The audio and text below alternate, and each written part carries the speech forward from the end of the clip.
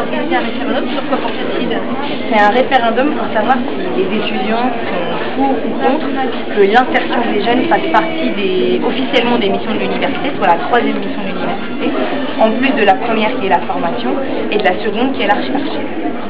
Et alors, donc, qu'est-ce que vous allez en faire de ce référendum? Vous allez publier les résultats et qu'est-ce que vous allez ce référendum, ça sert à avoir un débat déjà dans la société, mais là en l'occurrence avec les étudiants, sur cette question majeure, c'est-à-dire à quoi sert l'université pour les étudiants, pour la société, aujourd'hui, en 2007, sachant qu'il y a une situation de précarité, de difficulté d'accès à la vie active des jeunes, que tout le monde connaît, en particulier depuis le CPE. Donc nous, on veut avoir ce débat, on veut qu'il ait lieu dans la communauté universitaire, et on veut interpeller évidemment les candidats à la présidence de la République pour savoir, de leur point de vue, quelles sont les missions de l'université aujourd'hui en 2007, puisque tous disent vouloir faire des réformes, il faut d'abord répondre à cette question.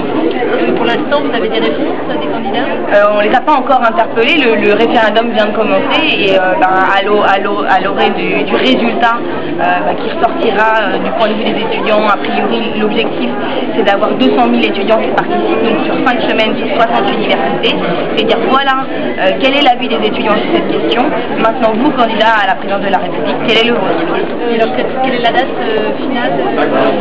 Les résultats sortiront début mars. Début mars? D'accord, et donc à partir de là, vous interpellez les candidats. Voilà.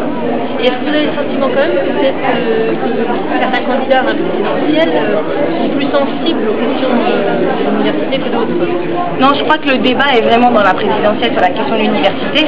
Maintenant, nous, ce qui nous ennuie un petit peu, c'est qu'on entend parler de tout un tas de mesures, de réformes structurelles, mais finalement, le débat essentiel, qui est de savoir quelle est la place, quel est le rôle qu'on veut donner à l'université, quelles sont ses missions, il n'est pas débattu. Et pourtant, il ne fait pas consensus. Il y a encore des gens qui considèrent que l'entreprise, c'est le lieu de l'exploitation, que l'université, ça ne sert pas à préparer à la vie active, mais ça sert à former des citoyens, comme si on pouvait être citoyen sans avoir un emploi aujourd'hui.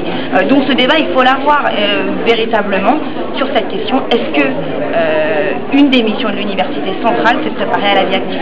Mais les étudiants participent beaucoup, les étudiants sont concernés? Oui, ils se sentent concernés. Je crois que depuis l'année dernière, il y a eu une véritable prise de conscience collective que notre accès à la vie active, c'est un véritable problème, même quand on a un bac plus 3, même quand on a un bac plus 5.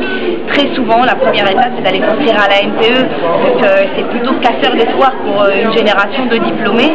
Et je crois qu'il y a une vraie préoccupation par rapport à ça. Mais en même temps, il y a vraiment un débat qui naît.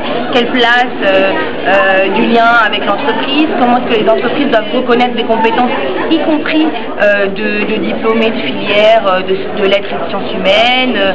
Donc il y a tout un débat comme ça sur comment est-ce qu'on veut être accompagné à la sortie, quel est le rôle des uns des autres. Donc je crois que même sur la pluridisciplinarité, il y a tout un tas de débats qui émergent à partir de l'idée que on doit faire de l'université un tremplin pour une insertion durable dans la vie active.